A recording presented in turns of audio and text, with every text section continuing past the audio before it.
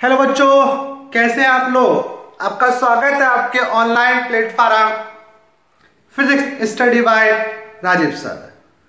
जैसे बच्चों आपको इंपॉर्टेंट डेरिवेशंस, आर्टिकल्स, न्यूमेरिकल्स कराए जा रहे थे, ठीक है। तो आज हम देखेंगे एक बहुत ही महत्वपूर्ण आर्टिकल्स जो आपके आने वाले एग्जाम, स्पेशली यूपी बोर्ड्स के एग्जाम के लिए बहुत ही महत्वपूर्ण है। जिन बच्चों ने पिछले लेक्चर्स नहीं देखे हैं तो उनको जाके देखिए, प्लेलिस्ट बना दी गई है, उसमें आपको बहुत ही महत्वपूर्ण आर्टिकल्स, डेरिवेशन, न्यूमेरिकल्स कराए गए हैं। और जिन बच्चों ने मेरे चैनल को सब्सक्राइब नहीं कर रखा है तो प्लीज चैनल को सब्सक्राइब करना, ठीक है। तो बच्चों आज स्टार्ट करते हैं आज का महत्वपूर्ण न्यूमेरिकल्स, ठीक है, सॉरी महत्वपूर्ण डेरिवेशन स्टार्ट करते हैं, ठीक है। तो आज का महत्वपूर्ण डेरिवेशन है कि यंग के दूसरे प्रयोग में दीप तथा अदीप फ्रिंजों की स्थिति का व्यंजक और फ्रिंज की चौड़ाई का व्यंजक, ठीक है। यानी कि यंग का जो दूसरे प्रयोग था व्यतीकरण का, उसमें जो दीप व अदीप फ्रिंजें बनती हैं उनकी स्थिति का व्यंजक, यानी केंद्रीय फ्रिंज से कितनी दूरी पर दीप फ्रिंज बनेगी, कितनी दूरी पर अदीप फ्रिंज बनेगी, उसकी स्थिति का व्यंजक हमें ज्ञात करना है, ठीक है। तो बच्चों थोड़ा सा इस आर्टिकल्स को करने से पहले थोड़ा सा व्यतीकरण के बारे में समझ लीजिए। व्यतीकरण आप जानते हैं, व्यतीकरण का मतलब होता है कि जब समान आवर्ती और लगभग समान आयाम की दो तरंगे दो कला संबद्ध स्रोतों से एक ही दिशा में चलकर अध्यारोपण करती हैं, तो अध्यारोपण के क्षेत्र में कुछ बिंदुओं पर परिणामी तरंग की तीव्रता दोनों तरंगों की अलग अलग तीव्रताओं के योग से अधिक और कुछ बिंदुओं पर दोनों तरंगों की अलग अलग तीव्रताओं के योग से कम प्राप्त होती है। तो इसी घटना को क्या कहते हैं, हम व्यतीकरण कहते हैं। और व्यतीकरण का जो यंग का प्रयोग था दूसरे, उस प्रयोग में क्या था, उस प्रयोग में यह कि अगर हम कोई मान लीजिए एक रेखा चित्र लें, ठीक है, और इससे समान दूरी पर दो अन्य रेखा चित्र लें, तो जब यहां से एक तरंग चलती है तो यहां पे पर्दे पर क्या मिलती है हमें, इस प्रकार से मान लीजिए आप ये कह सकते हैं कि इनका जो दूसरा प्रयोग था वो ये था कि अगर हम यहां पर एक रेखा चित्र लें, मान लीजिए एस, और इससे कुछ दूरी पर एक दूसरे के अति नजदीक दो अन्य रेखा चित्र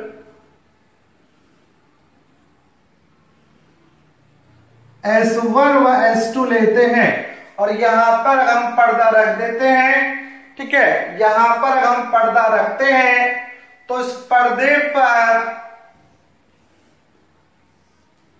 एकांतर क्रम में इस प्रकार से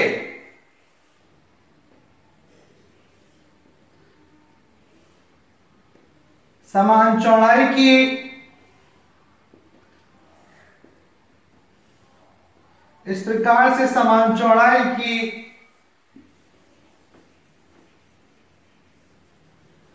दीप्त का मतलब बच्चों चमकीली, और अदीप यानी कि काली फ्रिंज बनती हैं, ठीक है। इस प्रकार की फ्रिंज बनती हैं। तो यहां पे हमें निकालना है कि जो केंद्रीय फ्रिंज है, केंद्रीय फ्रिंज के दोनों ओर दीप व अदीप फ्रिंजें बनती हैं, तो हमें ज्ञात करना है कि केंद्रीय फ्रिंज से किसी भी नंबर की दीप फ्रिंज या किसी भी नंबर की अदीप फ्रिंज कितनी दूरी पे बनती है, उसका व्यंजक हमें ज्ञात करना है। और फ्रिंजों की जो चौड़ाई होती है, पट्टियों की चौड़ाई होती है, उसका व्यंजक हमें ज्ञात करना है, ठीक है। तो बच्चों स्टार्ट करते हैं। देखिए बच्चों, माना हमने कि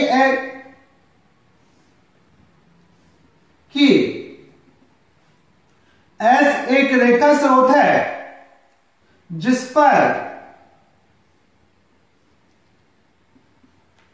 एस एक रेखा स्रोत है, रेखा चित्र है जिस पर लैम्डा तरंगदैर्घ्य का प्रकाश आपतित किया जा रहा है। यानी कैसा प्रकाश? एक वर्णीय प्रकाश।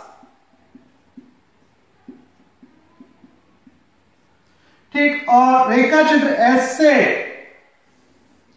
समान दूरी पर दो अन्य छिद्र S1 व S2 हैं जो परस्पर स्मॉल d दूरी पर स्थित है।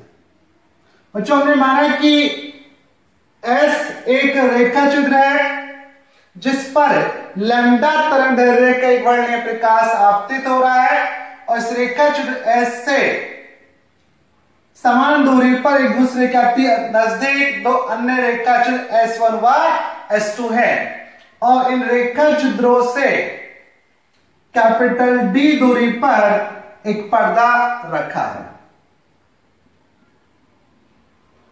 कैपिटल D दूरी पर एक पर्दा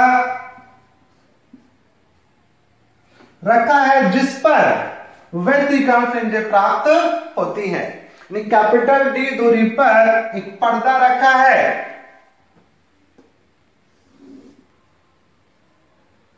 ठीक है। कैपिटल D दूरी पर एक पर्दा रखा है जिस पर व्यतिकरण प्रतिरूप प्राप्त होता है, ठीक है। अब देखिए बच्चों, अब देखिए, अब इस पर्दे के किसी बिंदु पर किस प्रकार की फ्रिंज बनेगी, दीप्त बनेगी, अदीप्त बनेगी, डिपेंड करेगा कि उस बिंदु पर पहुंचने वाली तरंगों के मध्य कलांतर या पथांतर कितना है, ठीक है। जैसे मान लीजिए पर्दे का, यदि इसका हम लमार्दा खींचे S1 S2 का, अगर हम लमार्दा खींचे S1 व S2 का लमार्दा खींचे, S1 व S2 का अगर हम लमार्दा खींचे, यानी इसको दो बराबर भागों में बांटेगा तो ये पर्दे के बिंदु O पर मिलता है। अगर बच्चों यहां से देखें तो क्या आप जानते हैं कि व्यतिकरण जो होता है वो दो प्रकार का होता है। एक होता है संपोषी व्यतिकरण और एक होता है विनाशी व्यतिकरण। संपोषी व्यतिकरण में तीव्रता क्या होती है? अधिकतम होती है और विनाशी में तीव्रता न्यूनतम होती है। और संपोषी व्यतिकरण के कारण दीप्त फ्रिंज बनती है और विनाशी व्यतिकरण के कारण अदीप्त फ्रिंज बनती है, ठीक है। अब संपोषी व्यतिकरण उन्हीं बिंदुओं पर होता है जिन बिंदुओं पर पहुंचने वाली तरंगों के मध्य पथांतर कितना होता है? n लैम्डा होता है और n इज इक्वल टू क्या होगा? कोई नंबर 0 1 2 3 एंड सो ऑन। यानी कि जिन बिंदुओं पर पथांतर 0 लैम्डा 2 लैम्डा 3 लैम्डा 4 लैम्डा होगा उन सभी बिंदुओं पर संपोषी व्यतिकरण होगा और वहां पे तीव्रता अधिकतम होगी और उन बिंदुओं पर एक दीप्त पट्टी बन जाती है। और विनाशी व्यतिकरण उन बिंदुओं पर होता है जिन पर पहुंचने वाली तरंगों के मध्य पथांतर, उनके पथों का अंतर n-1/2 लैम्डा होता है और इन बिंदुओं पर क्या होगा? विनाशी व्यतिकरण होता है, वहां पे एक काली पट्टी बन जाती है। अब जैसे देखिए बच्चों, अब स्रोत रेखा जो S1 से एक तरंग चली और बिंदु P पर मिली, एक S2 से चली और O पे मिली। अब S1 से O तक की दूरी और S2 से O तक की दूरी, S1 से O, क्योंकि ये इनके बीच की दूरी क्या है? D है और ये लमार्दक है, तो इसका मतलब ये हुआ जो लमार्दक है C से S1 की दूरी C से S2 तक की दूरी इक्वल होगी और C से O तक की दूरी इक्वल, तो S1 से O तक की दूरी S2 से O तक की दूरी क्या होगी? समान होगी। तो S1 से चलने वाली द्वितीयक तरंगिका और S2 से चलने वाली द्वितीयक तरंगिकाएं जो O पर पहुंचेंगी उनके पथों में अंतर क्या होगा? शून्य होगा। जब पथांतर शून्य होगा तो क्या होगा, वहां पे समपोषी व्यतिकरण और एक दीप्त फ्रिंज बन जाएगी जिसको बोलेंगे हम केंद्रीय दीप्त फ्रिंज। क्या कहेंगे बच्चों, केंद्रीय दीप्त फ्रिंज।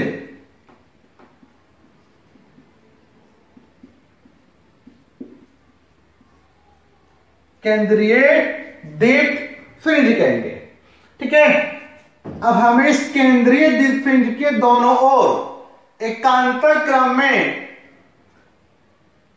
ठीक है, अधिक दीप्त पट्टियां बनती हैं। तो हमें किसी भी नंबर की दीप्त या अधिक फ्रिंज जो बनेगी उसकी स्थिति का व्यंजक ज्ञात करना है।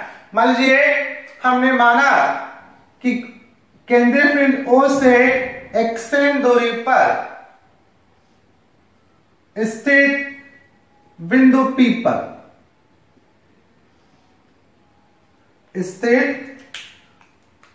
P पर एक NB फ्रिंज बनी। कैसी फ्रिंज बनी बच्चों, n नंबर की फ्रिंज बनी। अब फ्रिंज ये कैसी बनेगी, इसकी प्रकृति क्या होगी, दीप्त होगी या अदीप्त होगी, डिपेंड करेगा, ठीक है, जो डिपेंड करेगा कि बिंदु P पर जो द्वितीयक तरंगिकाएं पहुंचेंगी उन द्वितीयक तरंगिकाओं के मध्य पथांतर कितना, यानी कि एक S1 से द्वितीयक तरंगिकाएं पहुंचेगी और एक S2 से द्वितीयक तरंगिका पहुंचेगी, इस प्रकार से। और ये दोनों तरंगे अध्यारोपित होंगी और बिंदु P पर किसी नंबर की यानी n नंबर की कोई फ्रिंज बन जाएगी। अब P पर दीप्त फ्रिंज बनेगी या अदीप्त फ्रिंज बनेगी, डिपेंड करेगा कि रेखाचित्र S1 S2 से जो तरंगिकाएं P पर पहुंची हैं, अध्यारोपित हुई हैं, उन दोनों द्वितीयक तरंगिकाओं के पथों में क्या अंतर है। ये पथांतर हमें ज्ञात करना, उसके आधार पे हम ज्ञात कर लेंगे कि दीप्त फ्रिंज और अदीप्त फ्रिंज की स्थिति का क्या व्यंजक होता है और इसकी हेल्प से ही हम इन फ्रिंजों की चौड़ाई का व्यंजक ज्ञात करेंगे। ठीक है बच्चों, अब देखिए पथांतर कैसे ज्ञात करेंगे हम। पथांतर का मतलब, जैसे मान लीजिए कि पथांतर क्या होगा, आप कह सकते हैं कि बिंदु P पर पहुंचने वाली द्वितीयक तरंगिकाओं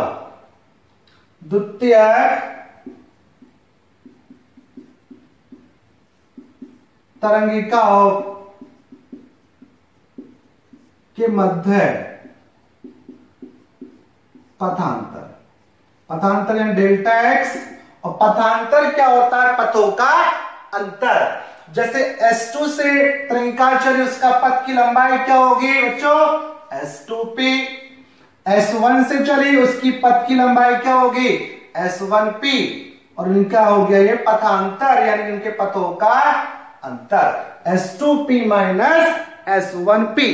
अब पथांतर कैसे ज्ञात करेंगे, अगर बच्चों अगर बिंदु P को केंद्र मानकर PS1 यानी बिंदु P को केंद्र मानकर अगर PS1 का एक चाप लगाएं, तो वो चाप लगाएं तो यहां से कह सकते हैं वो चाप जो होगा, मान लीजिए इस S2P को बिंदु A पर काटता है, तो देखिए बच्चों यहां स्पष्ट है कि S1 से P तक की दूरी और A से P तक की दूरी क्या होगी, इक्वल होगी, क्योंकि हमने चाप लगाया है तो यहां से दूरी इक्वल होगी। तो इसका मतलब ये हुआ कि इन दोनों यानी कि S2P और S1P के पथों में जो अंतर है वो कितना है, S2a है।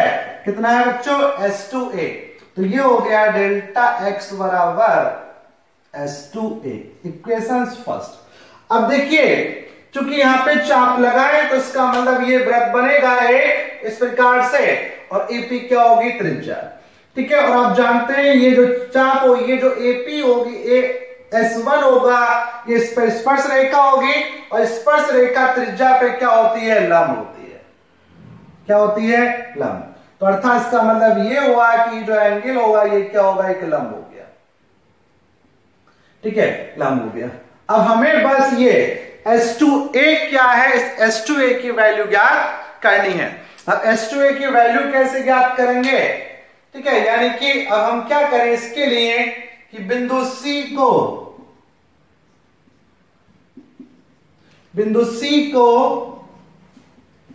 P से मिलाने पर, बिंदु C को P से मिलाने पर, ठीक है बच्चों। अब बिंदु C को अगर हम P से मिलाते हैं तो यहां पे क्या बन गया? एक समकोण त्रिभुज बन गया, यानी कि CPO एक क्या बन गया बच्चों? समकोण त्रिभुज। अब ये एक समकोण त्रिभुज बना और ध्यान से हम देखें S1 S2A ये भी एक समकोण त्रिभुज है, समान आकृति के त्रिभुज हैं। तो ये कैसे त्रिभुज बच्चों हो गए? समरूप त्रिभुज हो गए। ठीक है, तो आगे सॉल्व करते हैं। तो बच्चों यानी कि समरूप त्रिभुज S1 S2A, S1 S2A तथा त्रिभुज CPO में। अब बच्चों हम जानते हैं अपने 9th क्लास में 8th क्लास में पढ़ा होगा कि जो समरूप त्रिभुज होते हैं उनकी संगत भुजाएं क्या होती हैं? अनुपातिक होती हैं, इक्वल होती हैं। संगत जो समरूप त्रिभुज होते हैं उनकी संगत भुजाएं क्या होती है? अनुपातिक। संगत का मतलब एक जैसी भुजा। जैसे पहले त्रिभुज लिया हमने S1 S2A, क्या लिया बच्चों? S1 S2A। अगर S1 S2A में हम क्या ले? S2A। ठीक है, अगर ये थीटा है तो ये लंब कहलाएगा, तो S2A लिया हमने, अर्थात इसका क्या लिया? लंब लिया। अगर इस वाले त्रिभुज का लंब लेते हैं तो इस वाले त्रिभुज का लंब क्या हो जाएगा? OP हो जाएगा। ठीक, यानी कि लंब के संगत लंब लेंगे दूसरा त्रिभुज का बराबर। अब इस वाले त्रिभुज यानी कि S1 S2 में अब ये 90 अंश का कोण है बच्चों, तो उसके सामने भुजा क्या होती है? कर्ण। तो हमने इस त्रिभुज में क्या लिया है? कर्ण। तो दूसरा जो त्रिभुज है CPO उसमें भी क्या लेना पड़ेगा हमें? कर्ण। अब इस त्रिभुज का कर्ण क्या होगा बच्चों? CP। यानी कि समरूप त्रिभुजों में संगत भुजाएं क्या होती हैं? अनुपातिक होती हैं। तो उससे हमने अनुपात निकाल लिया कि S2A लंब है, क्योंकि ये कोण थीटा है तो उसके सामने भुजा क्या होगी? लंब। ये लंब लिया तो इसका लंब ये हो गया, इसका कर्ण हमने लिया S1 S2, इसका कर्ण हो गया CP। अब देखिए चूंकि बच्चों यहां पे क्या होता है कि जो रेखा छिद्र होते हैं S1 S2, जो स्लिट होती है रेखा छिद्र, वो बहुत नजदीक होते हैं, बहुत अधिक पास होते हैं। तो जब S1 S2 एक बहुत अधिक है, बहुत पास है, तो CP लगभग यानी कि CP लगभग बराबर होगा किसके? CO के। चूंकि S1 व S2 अत्यधिक निकट है, इसलिए क्योंकि यहां पे इसके प्रयोग में ये जो दूरियां होती है मिलीमीटर में और सिल्टों से पर्दे तक की दूरी होती है वो होती है मीटर में। ठीक है, ये बहुत निकट है, इसलिए CP लगभग बराबर किसके होगा? CO के। इसलिए CP लगभग बराबर CO के। अतः अब ये यहां पे रखिए तो ये हो जाएगा S2A अपॉन OP और S1 S2 CP के स्थान पे क्या आया? CO। अब इनके मान रखिए OP, O से P तक की दूरी कितनी? XN। S1 S2 के बीच की दूरी स्मॉल d और CO तक की दूरी कैपिटल D। ठीक है, क्रॉस मल्टीप्लाई कीजिए तो S2A is equal to D XN upon capital D, समीकरण 2 से। अब समीकरण 1 व 2 से, तो बच्चों समीकरण 1 व 2 से स्पष्ट हुआ, क्योंकि हमने कैलकुलेट करा था कि बिंदु P पर पहुंचने वाली द्वितीयक तरणिकाओं के मध्य जो पथांतर होगा वो कितना होगा, H2A होगा, और H2A की वैल्यू इतनी आ रही है। तो समीकरण 1 व 2 से delta x is equal to हो गया D x n upon capital D. Equation number बच्चों आ गई है 3। ठीक है, तो यह आ गया कि बिंदु रेखा चित्र S1 S2 से बिंदु P पर जो तरंगिकाएं मिलेंगी उन दोनों तरंगिकाओं के मध्य जो पथांतर होगा वो small D x n upon capital D होगा। ठीक है बच्चों, इतने का स्क्रीनशॉट लीजिए, फिर आगे आर्टिकल्स को कंप्लीट करते हैं। हो गया, देखिए बच्चों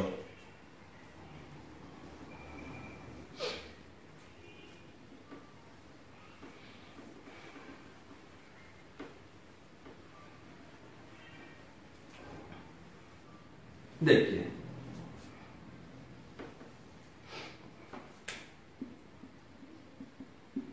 अब देखिए बच्चों, क्योंकि हमें निकालना था दीप्त व अदित फ्रिंज की स्थिति का व्यंजक, दीप्त तथा अदित फ्रिंज की स्थिति का व्यंजक, तो पहले निकालेंगे दीप्त फ्रिंज की स्थिति। ठीक है, दीप्त फ्रिंज की स्थिति इधर करते हैं, चलो दीप्त फ्रिंज की स्थिति। ठीक है बच्चों, मान लीजिए यदि बिंदु P पर NV दीप्त फ्रिंज बनती है, तो अगर बिंदु P पर NV n नंबर की दीप्त फ्रिंज बनती है तो n नंबर की दीप्त फ्रिंज तभी बनेगी जब यहां पर पहुंचने वाले द्वितीयक तरंगिकाओं के मध्य पथांतर कितना होना चाहिए, n लैम्डा, क्योंकि दीप्त फ्रिंज बनने का मतलब है समपोषी व्यतिकरण होना, और उन्हीं बिंदुओं पर समपोषी व्यतिकरण होता है जिन बिंदुओं पर पहुंचने वाले तरंगों के मध्य पथांतर कितना होता है, n लैम्डा। n क्या होगा, नंबर, बिंदु का नंबर। ठीक है, कह सकते हैं लैम्डा का पूर्ण गुणक होता है। तो अगर बिंदु P पर n नंबर की दीप्त फ्रिंज बन रही है तो बिंदु P पर पहुंचने वाले तरंगों के मध्य जो पथांतर होगा n नंबर की बन रही, तो कितना होगा, n लैम्डा होगा। और बच्चों समीकरण 3 से, समीकरण 3 से ये आया कि बिंदु P पर जो तरंगे पहुंच रही हैं उनके मध्य जो पथांतर है वो D x n upon capital D is equal to N lambda. Cross multiply कीजिए तो एक्सएन इज इक्वल टू आ गया N capital D lambda upon small D, और ये आ गया दीप्त फ्रिंजों की स्थिति का व्यंजक। क्या है बच्चों, दीप्त फ्रिंज की स्थिति।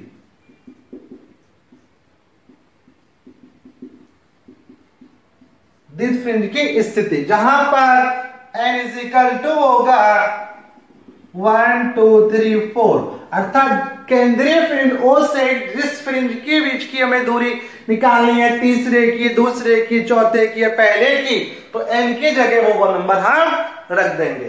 तो केंद्रीय दीप्त फ्रिंज से n नंबर की दीप्त फ्रिंजों की स्थिति का फॉर्मूला आ गया xn is equal to n capital D lambda upon small D.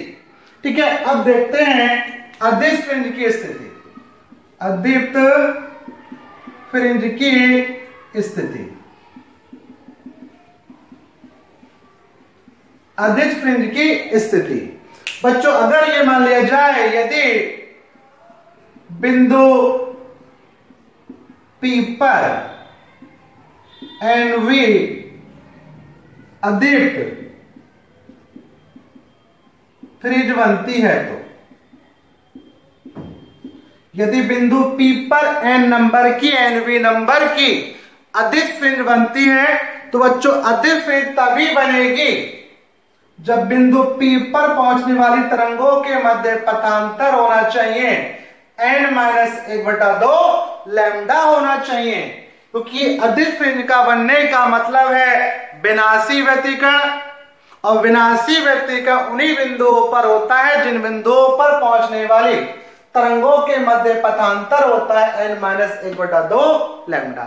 तो अगर बिंदु P पर अदिश फ्रिंज बनती है तो उनके मध्य पथांतर ये होगा, और हमने कैलकुलेट करा कि बिंदु P पर जो भी फ्रिंजें बनेंगी, जो भी तृतीयक तरंगांक पहुंचेंगी, उनके मध्य जो पथांतर होगा, यानी कि समीकरण 3 से जो पथांतर होगा वो कितना होगा बच्चों, dxn/D is equal to n-1/2 lambda होगा। क्रॉस मल्टीप्लाई कीजिए तो xn इज इक्वल टू आ गया n-1/2 capital D lambda upon small d। ठीक है, तो यह आया बच्चों अदिश फ्रिंज की स्थिति का व्यंजक, अदीप्त फ्रिंज की स्थिति। ठीक है, तो यह आया बच्चों, यानी कि केंद्रीय अदिश फ्रिंज से n नंबर की जो अदिश फ्रिंज बनेगी वो कितनी दूरी बनेगी, इतनी पर। xn is equal to n-1/2 capital D lambda upon small d। ठीक है, अगर हमें केंद्रीय फ्रिंज से किसी भी नंबर की अदिश फ्रिंज की दूरी ज्ञात करनी है तो इस फार्मूले का यूज करेंगे, और केंद्रीय फ्रिंज से किसी भी अदिश फ्रिंज की स्थिति की दूरी हमें ज्ञात करनी है तो इस फार्मूले का हम यूज करेंगे। तो यह आया दीप्त तथा अदिश फ्रिंजों की स्थिति का व्यंजक। बच्चों, अगर एग्जाम में आपसे केवल स्थिति पूछी जाए कि यंग के डिरिचलेट प्रयोग में, यंग के डिरिचलेट प्रयोग को शॉर्ट में हम YDSC भी कह देते हैं, यंग डबल स्लिट एक्सपेरिमेंट, तो अगर स्थिति पूछी जाती है तो केवल आप यहां तक ही आर्टिकल्स करेंगे, और यदि फ्रिंजों की चौड़ाई पूछी जाती है तो आगे तक करेंगे। ठीक है, तो स्क्रीनशॉट लीजिए, ये तो हुआ केवल दीप्त व अदिश फ्रिंजों की स्थिति का व्यंजक। फिर देखते हैं कि फ्रिंज की चौड़ाई का व्यंजक कितना होगा। ठीक है बच्चों,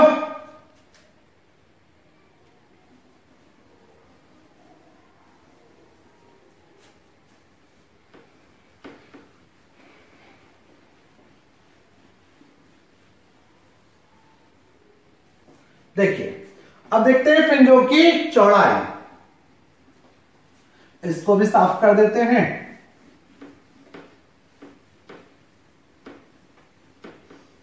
देखिए फ्रिंज की चौड़ाई,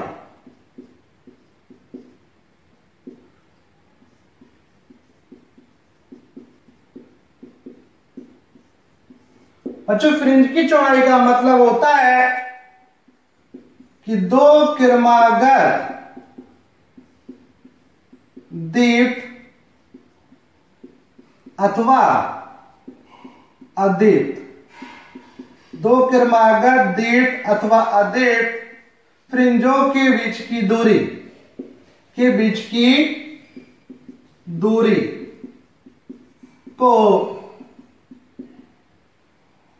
को फ्रिंज चौड़ाई कहते हैं।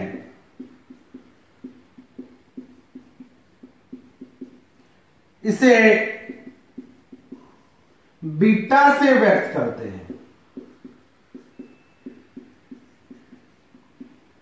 ठीक है, यानी दो क्रमागत दीप्त व अदीप्त फ्रिंजों के बीच की दूरी को क्या कहते हैं, फ्रिंज की चौड़ाई कहते हैं। इसी को हम फ्रिंज की चौड़ाई को रेखीय चौड़ाई भी कह देते हैं बच्चों। क्या कह देते हैं, रेखीय चौड़ाई भी कह देते हैं। अब देखिए कैसे ज्ञात करेंगे। जैसे मान लीजिए पर्दा था, अब ये क्या है, हमारी केंद्रीय दीप्त फ्रिंज, केंद्रीय दीप्त फ्रिंज। अब केंद्रीय दीप्त फ्रिंज है तो इसके बाद बनेगी फिर पहले नंबर की अदीप्त बनेगी, फिर इसके बाद बनेगी समान चौड़ाई की बनती है दीप्त, फिर बनेगी अदीप्त, फिर बनेगी दीप्त, और फिर इसके बाद बनेगी अदीप्त। ठीक है बच्चों, उसके बाद फिर बनेगी दीप्त, और उसके बाद बनेगी फिर अदीप्त। ठीक है, मान लीजिए समान चौड़ाई की बनती है तो दो क्रमागत में लगातार आने वाली, एक के बाद एक, दो के बाद तीन या तीन के बाद चार, दो क्रमागत फ्रिंजों के बीच की जो दूरी होती है उसको हम फ्रिंज की चौड़ाई। जैसे मान लीजिए ये पहले नंबर की अदीप्त, ठीक है, यह अदीप्त मान लीजिए कैसे भी के समान चौड़ाई की बनती है, पहले नंबर की दीप्त फ्रिंज। अब उसके बाद दूसरे नंबर की ये बनी, तो हमें इनके बीच की दूरी, तो हम क्या करेंगे, इस केंद्रीय फ्रिंज से दूसरे नंबर तक की दूरी निकाल लीजिए, फिर केंद्रीय फ्रिंज से पहले की भी दूरी। अगर हम यहां से केंद्रीय फ्रिंज से यहां तक की दूरी निकाल लें और फिर केंद्रीय फ्रिंज से यहां तक की दूरी निकाल लें, तो हमें इनके बीच की दूरी अर्थात फ्रिंज की चौड़ाई आ जाएगी। ठीक है, इसी को कहते हैं फ्रिंज की चौड़ाई। ठीक है, यानी दो क्रमागत दीप्त या दो क्रमागत अदीप्त के बीच की दूरी होगी, उसी को क्या कहते हैं बच्चों, फ्रिंज की चौड़ाई कहते हैं। तो अगर हम यहां से मान लीजिए अगर पहले नंबर की ये अदीप्त है, पहले नंबर की ये दीप्त है और यहां केंद्रीय फ्रिंज से यहां तक की दूरी निकालें, फिर एक के बाद अगला नंबर कौन सा आएगा, दूसरा, तो केंद्रीय फ्रिंज से दूसरी फ्रिंज तक की दूरी निकालें, तो अगर इस वाली दूरी में से हम ये वाली दूरी घटा देंगे तो हमें क्या मिल जाएगा, इनके बीच की अर्थात फ्रिंज की चौड़ाई प्राप्त हो जाएगी। तो देखते हैं, अब देखिए, यानी कि केंद्रीय फ्रिंज से एनवी दीप्त फ्रिंज की दूरी क्या हो जाएगी बच्चों, X N D lambda upon D. ठीक है, इक्वेशन नंबर 4। अब इसी प्रकार से क्योंकि हमें क्रमागत फ्रिंजों के बीच की दूरी निकालनी, क्रमागत में एक के बाद एक आने वाला, अगर हमने n नंबर लिया है तो n से अगला नंबर कौन सा आएगा बच्चों, n+1 आएगा। तो केंद्रीय दीप्त फ्रिंज से n+1v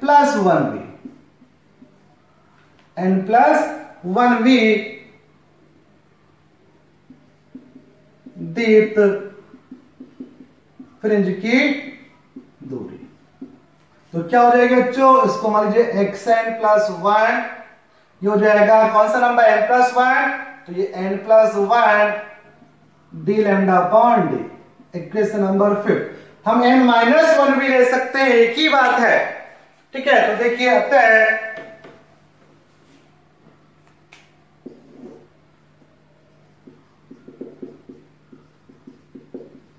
फ्रिंज की चौड़ाई, और फ्रिंज की चौड़ाई होती है दो क्रमागत दीप्त व अदीप्त फ्रिंजों के बीच की दूरी।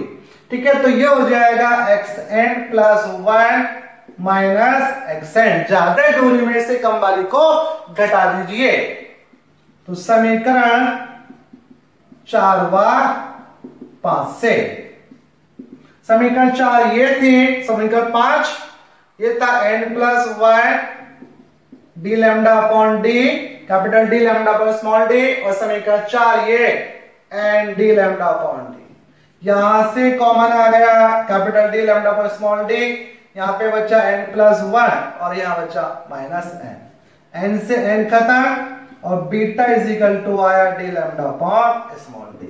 तो यह आ गया बच्चों फ्रिंजों की चौड़ाई का व्यंजक, मोस्ट इंपोर्टेंट आपके एग्जाम के लिए।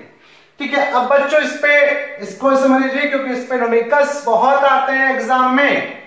ठीक है, तो इस फॉर्मूले से क्लियर है कि जो फ्रिंज की चौड़ाई होती है वो सिल्टों से पर्दे तक की दूरी कैपिटल डी के समानुपाती, दूसरा तरंगदैर्घ्य के तरंगदैर्घ्य के समानुपाती, और सिल्टों के बीच की दूरी की क्या होती है, व्युत्क्रमानुपाती होती है। यहां ध्यान रखना कैपिटल डी होता है सिल्टों से पर्दे तक की दूरी और स्मॉल डी होता है दोनों सिल्टों के बीच की दूरी। तो ये हो गया बच्चों ये इनके दूसरे प्रयोग में दीप्त तथा अधिक फ्रिंजों की स्थिति का व्यंजक और फ्रिंज की चौड़ाई का व्यंजक।